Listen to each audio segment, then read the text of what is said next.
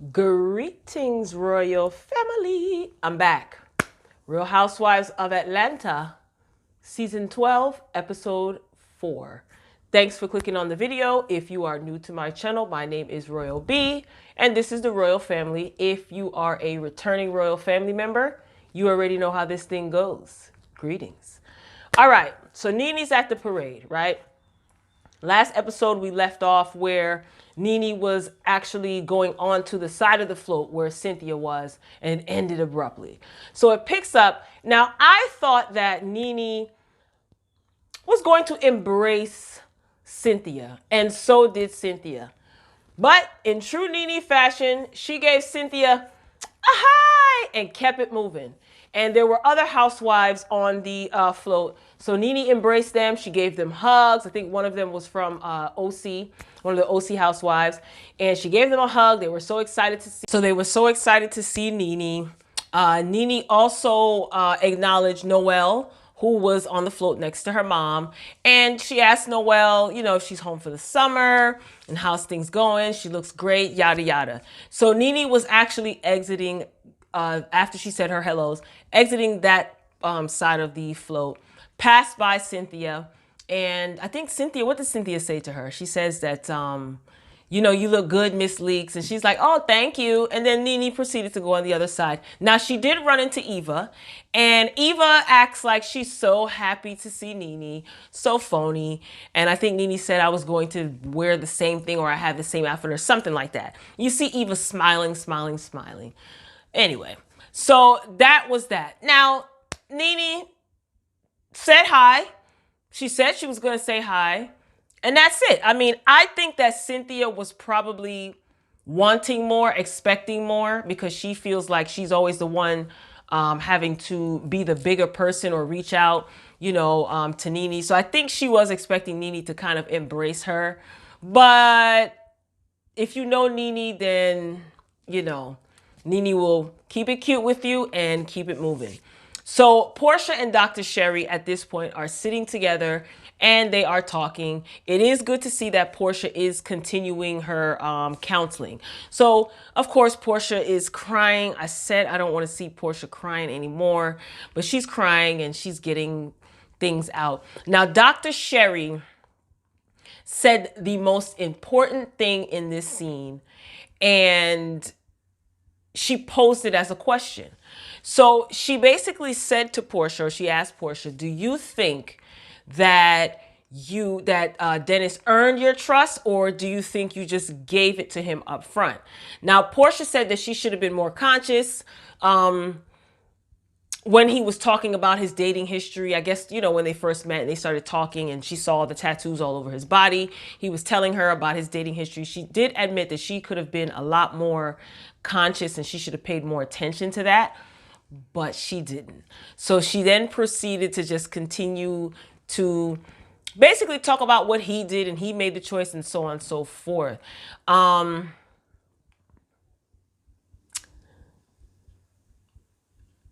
You know what I think? I think this was a good scene. It's good to see Dr. Sherry still working. Okay, all these reality stars are definitely keeping her in business. But I think that Porsha is too hurt right now, and to hear anything, you know, to kind of, for anything to get through. She just needs to vent right now. Like right now, she's in a space where she just wants to get it all out. And Dr. Sherry is not co-signing anything that she's saying. She's not, you know, agreeing or disagreeing with her. She's just being a listening ear. And she did also state to Porsha that, hey, look, are you sure you want to make a decision right now while you're upset? So Porsha is just extremely emotional and nothing can really get through. Understandable. She needs to heal and she acknowledges that. So moving along, Kenya is at Candy's house. So Kenya says that Candy was very supportive throughout her pregnancy. She said that she felt very comfortable calling Candy if she had any questions. And now Kenya said to Candy, you know, you have a successful marriage, you know, and your marriage is new just like mine. Kenya. Candy been married for 5 years. She got married back in 2014. So that's not really new. You know what I want to know? At what point are you no longer newlyweds? Like, is it after like the 2-year mark, the 3-year mark, 4 or 5-year mark? Put it in the comments. Let me know what you think. Anyway, so Kenya begins to talk about how critical Mark is, right? So she's like, he criticizes everything that she does. And she says to Kandi, you were there. You remember the situation with the diapers. Now, see, to me, Kenya is very calculated, okay? And I feel like she's building her case. You got to pay attention to the things that she says. And Kenya is really acting like she is such a diplomatic person, and Mark is extremely difficult. She just oftentimes says that he doesn't compromise, and I'm not buying it. I'm keeping it real. I'm not buying it. Kenya is extremely argumentative. Kenya is very aggressive. She's passive aggressive. And I am certain that there are many times that Kenya probably tried to bully Mark or boss Mark around or take her digs, and basically things are not going according to plan. He's not following suit. So that's why Kenya is upset. I'm just saying, color me harsh and insensitive, but I'm not buying these tears. I'm not buying this storyline with Kenya and Mark. Anyway, so Cynthia, Eva, and Marlo are at the restaurant. So Eva and Marlo show up to the restaurant, and honey, here's the thing. Why didn't Cynthia tell Eva that Marlo was coming? And why didn't Cynthia tell Marlo that Eva was coming? See, this is the same thing that we saw with you, Cynthia, in reference to your whatever party that was, where you invited Kenya, which you have every right to do, but you failed to tell your friend of 8-9 years, NeNe, knowing that there was static between the two of them. But whatever. So Eva is ordering everything on the left side of the menu, and Bravo is displaying the cost of each item and the total cost of everything that they ordered on the screen. That's just, Bravo, that's just tacky, very tacky. So Marlo, she arrives. Eva says, excuse me, waiter, can you pack these things up? I am ready to go. So Eva packs up all of her, food items, and she leaves Marlo a little piece of lamb because Marlo said she wanted to try the lamb, and she pretty much relocates to a separate section of the restaurant. So Marlo, she begins to throw shots at Eva, talking about she's broke and talking about her sexuality. Anyway, so Cynthia is talking to Marlo. So they're discussing the situation, and Cynthia brings up the interview that NeNe recently did, that was displayed in last episode. So Marlo points out that, Cynthia, you did a couple of interviews, you took shots, and Cynthia's just saying that she's tired of always being the bigger person. And she says, anytime NeNe does or says anything, it's like everyone says, that's just how NeNe is. And she's tired of it. You have every right to be tired. Everybody gets tired. Marlo made a good point. Marlo said, that's your fault, Cynthia, because you've allowed it. They've been friends for 8 or 9 years. And if you've been friends with someone for that long and you don't like the way that they're operating, or you don't like the way that they treat you or the way that they handle conflict, why can't you have a conversation? So, are you really a victim, Porsha? Not Porsha. Are you really a victim, Cynthia? I get it with turning the other cheek and letting some things slide, but letting things slide for 8-9 years, and now you're complaining that you've always been the bigger person. You should have said something a long time ago. Marlo did make a good point. Anyway, Porsha is getting ready to go back to work. So she's pretty much taking PJ with her back to her first day at work. Her mom is helping her get ready. Porsha's mom, she's getting dressed and waiting for an Uber. And I like the fact that Diane, is that her name? Diane is helping Porsha. So Porsha's just kind of frazzled, and she just forgot the bottles, and she's getting baby PJ ready. So it is good to see that she is willing to get up and get out of the house. So that definitely is a plus. All right, Marlo and NeNe. Friends or frenemies, my goodness. So Marlo shows up in the middle of the day, like NeNe said, in a sequins jumpsuit. NeNe said, this is not Studio 54, girl. This is brunch. So Marlo talks about, Eva leaving and the restaurant when she showed up, and she made sure that she mentioned that Cynthia did not tell Marlo that Eva was going to be there, whatever. So Marlo then starts with her stuff. You know, of course, we talked about you, NeNe, and she brought up the fact that they discussed the situation, and Marlo is playing peacemaker, or so it seems, right? They flash back again to some of the interviews, and NeNe again said, you know, this woman has done X amount of interviews, and I finally decided to speak out, and it's a problem. So Marlo feels that NeNe and Cynthia are wrong, right? But correct me if I'm wrong, y'all. I don't recall Marlo saying to Cynthia at the restaurant, you are wrong. They could have edited that part out, but I don't recall. If she did, please correct me in the comments. But she did tell NeNe that NeNe was wrong and that NeNe needs to apologize. You know, Marlo feels that they need to have closure. I don't, in this situation, there is no closure. It's either you guys are going to hash it out with the objective of building back your friendship, or just leave it as it is. You guys said what you had to say. You know, everyone feels the way that they feel. In this situation, what closure for what? What is closure? But whatever. I just don't believe in closure in this situation. So NeNe basically tells Marlo, listen, this situation is personal. Stay out of it, you know, stay out of it. Marlo takes a jab at NeNe. I think it was a jab. So Marlo says she does deserve an apology, don't you think? Now, this is the second time that we see Marlo provoking NeNe. You know, when she showed up as Captain Marlo, she was trying to tell NeNe how to act, how she should talk to Cynthia, how she should apologize, how she should approach the girls. And it really irritated NeNe. And I think that Marlo knows that. Marlo and NeNe are pretty close, you know, closer than any of the other ladies on at the moment.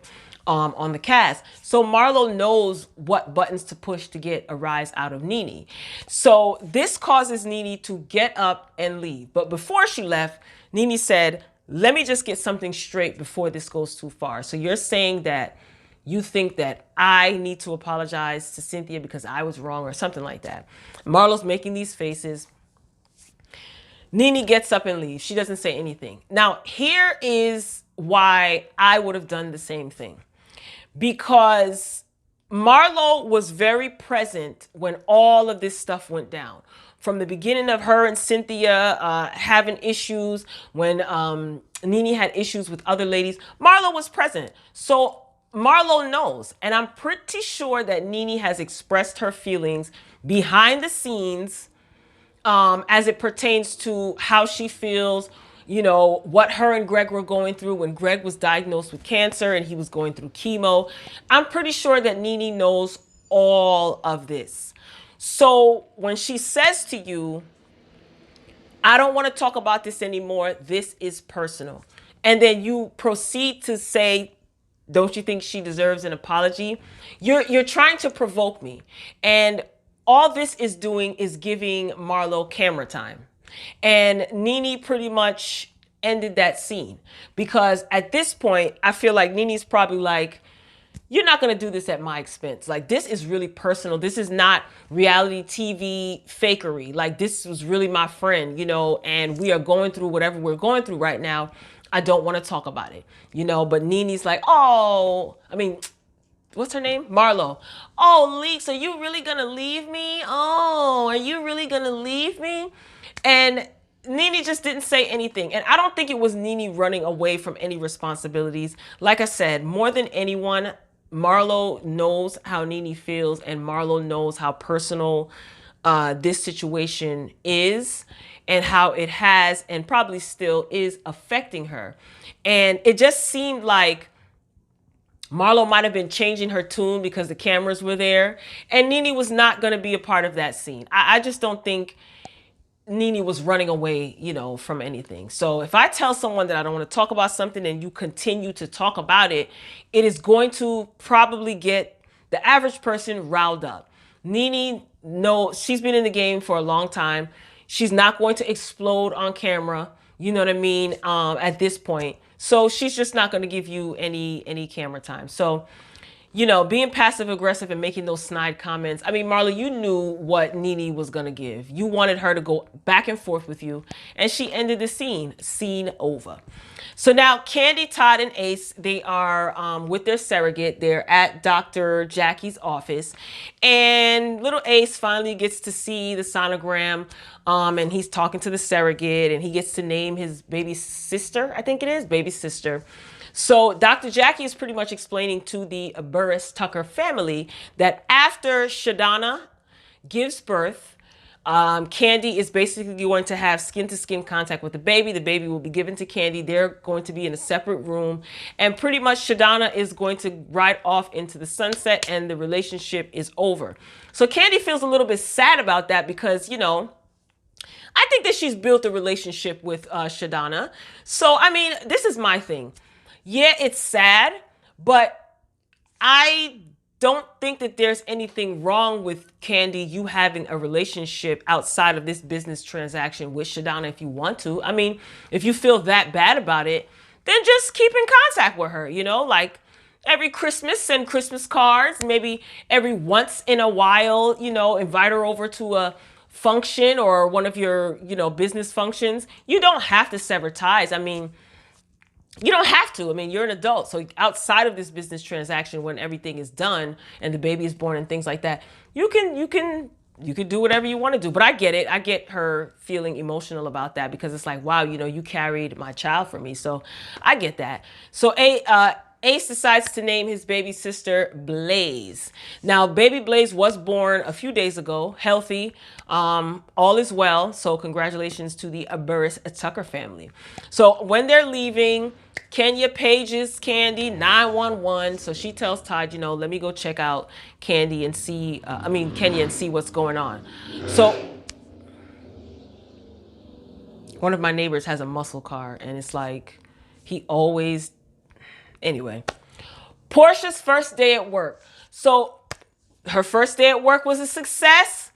Baby PJ was a hit. Let me tell you something. Baby PJ looked like, look, I'm ready to go. You know what I mean? She's like, I'm ready to go. Where is my granny, Diane? I don't want to come to work today. So Porsha wants a nanny, right? But she wants a nanny to basically be the middleman between her and Dennis at this point because she just doesn't want to have any contact with him whatsoever. She wants to focus on her healing, and she feels by not seeing him or having any communication with him, that's going to expedite her healing. So she pretty much wants a nanny to, take the baby to Dennis, I guess Dennis's house or wherever he's staying, basically facilitate all of the pickup and drop off and communication. She wants no communication with Dennis whatsoever. Porsha, you're so cute. I can't. So Candy goes over to Kenya's, all right? So baby Brooklyn is with what appears to be a nanny, okay, in Kenya's house. And Candy arrives bearing gifts for Kenya and the baby, a doll, a teething necklace. So I thought that was a nice gesture. So Kenya begins her story about Mark. So she basically claims that at 6 months pregnant, he was turned off by her. He started to kind of as her belly got bigger, he started to kind of retreat from her. She took baby Brooklyn to Turks and Caicos by herself, she says. That Turks and Caicos trip was supposed to be her anniversary trip with Mark. I guess their marriage anniversary or what have you. Mark didn't want to go because Kenya wanted, was it his birthday trip? She said anniversary. Anyway, Kenya wanted a nanny to come along. Mark didn't. And he decided not to go. So Kenya takes her, however many months she was at the time, baby, out of the country to Turks and Caicos by herself. And posted it on Instagram. So you took your baby out of the country by yourself. Interesting. Now, she does say that she tries to talk to Mark, but it normally escalates into an argument, and this is when she begins to cry. So Candy says to her, he must have called you out of your name or something, and Kenya pretty much confirms without saying so. She doesn't say what he says, and Candy's just trying to be very, empathetic and says, oh yeah, I've been there before. Candy's unmoved attitude or demeanor is very Taurus-like. I'm a Taurus, so I can relate. She's just not getting, like, she's being supportive, but she's being, like, you know, very level-headed, I guess, and strong for Kenya. Anyway, so Kenya says that she is not a fighter. Kandi starts to laugh. And at this point, Bravo is showing from the first season that Kenya was on all the way up into the reunion when she was provoking Porsha, up into I will punch you in your face, all these scenes. So these editors are really, really on it this season. They are really on it with the petty. They have the petty turned up. So Kenya says that she's not a fighter and she often backs down as not to start an argument because she doesn't want to be yelled at, because she likes to resolve issues. So she's basically saying that she retreats whenever there's an argument brewing because she doesn't want Mark to yell at her. Now, in this point, she's in her confessional. The producer asked her, how does he speak to you and what is his tone like? Kenya replies, I cannot say that. I can't revisit that. Kenya says that Mark can be funny, he's smart and supportive, but when he gets mad, he has an alter ego that's from the depths of hell. And I noticed that when she was making him breakfast, or she was attempting to make him breakfast, he didn't seem mad and he was happily ignoring you, Kenya. So I don't know, maybe he was mad before the cameras turned on. I don't know. Kenya decides to, well, she proceeds to say that, you know, she was a little girl who was never protected and all she wants to do is protect her daughter, baby Brooklyn. My question immediately when she said that is, protect her from what? See, I pay very close attention to the verbiage that Kenya decides to use. What do you mean you want to protect baby Brooklyn? Protect her from what? Mark has shown no signs of being a threat to his daughter. So Kandi attempts to embrace Kenya. You know, Kenya's crying. Now, I was far away from the TV and I was kind of in and out of the room. I didn't see any tears fall. I'm just saying I didn't. If there were tears, let me know. I didn't even want to rewind to see. I didn't care at that point. So Kandi attempts to embrace Kenya, and Kenya like moves away from her and gets up and goes into the other room to cry. And that was the end. Let me tell you something about Kenya, or about Kenya's story. I'm not buying it. I'm not buying it, not one iota. And it is very well possible that she could be in an abusive relationship. Anything is possible. But Kenya, the words that she uses, you want to protect Brooklyn. But what do you mean by protect her? Like, protect her from what?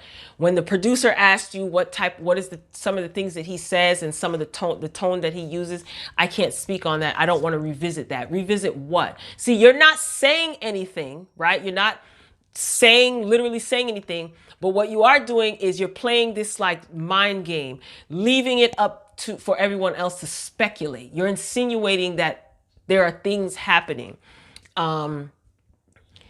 And see, this game I seen Kenya play at the reunion when Porsha got physical with her. Remember when she had the bullhorn? She called Porsha a dumb hoe. She had the bullhorn being very obnoxious. And her defense was, I didn't put my hands on you. See, these are the games that Kenya plays. When she said to Kandi, you were there, right? You remember what he said about the diaper? Like, you want someone to vouch for Mark's aggressive or abusive behavior. You're not saying it, but this is what you're insinuating. I don't buy it one bit. And this is what I also don't understand. Mark and Kenya, you guys don't live together. You guys don't even spend time together. How much fighting do y'all do? For two people that don't live in the same state and they don't seem to be spending much time together. Kenya was recently on Wendy Williams' show, which was such a cringy interview. Kenya was in New York. Wendy Williams' show is in New York. Mark lives in New York. Wendy Williams asked her, where is baby Brooklyn? Baby Brooklyn was in New York, but baby Brooklyn was at Kenya's hotel. Okay. Wendy asked, did you guys stay together the night or last night, or are you guys staying together? To which Kenya says, No.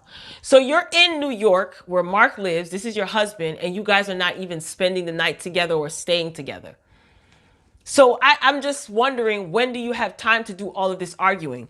Another reason why I'm not buying it, until I hear both sides of the story, I'm not listening to one side, because I hate to go here, but there are plenty of people, not just women. There are plenty of people who fabricate stories, embellish stories, and put, 20 on 10 in order to garner sympathy, and also as a deceitful tactic to kind of get back at somebody else or their partner. To me, this is what it is. Kenya is not getting what she wants as far as the fairy tale marriage and wedding. She's not getting what she wants. So therefore, she's rebelling. This is her way of rebelling. This is her way of kind of getting back at Mark. Just an assumption without hearing both sides of the story, but I'm not buying it at all whatsoever. I am glad that Mark is not in the press saying anything. I'm glad. I hope it stays that way, because I feel like Kenya, this was the same issue that you had with Matt. This was the same issue that you had with Walter. Like, everybody is doing something to you. So I don't know. I didn't like that comment about you were a little girl who was not protected, so you want to protect Brooklyn. What do you mean by that? Like, that's leaving a lot of things up in the air. So, and also, I can guarantee you this is what's going to happen. Kenya repeatedly saying that Mark is not being intimate with her. Trust me, people have already been saying it, but people are going to start to question his sexuality, which is totally unfair. I just feel like there was some sort of an arrangement made, or Mark is just not that into you. I don't think he wants to be bothered, but there is a reason why he doesn't want to be bothered that we don't know yet. It's all going to come out. Royal family, that's all I got for this episode, because this was a bit much, especially the ending scene. And it's not that I'm not a compassionate person or someone who can't empathize or sympathize with someone else, but I'm not buying this. I'm not buying this whatsoever. So we shall see. Be sure to get down in the comments, hit the thumbs up button if you enjoyed the commentary and you stayed this long. Thank you. Let me know what you think. Respectfully. You don't have to agree with me, but please be respectful when you disagree. Royal family, I am signing off. Thank you for watching. And as always, until next time, peace.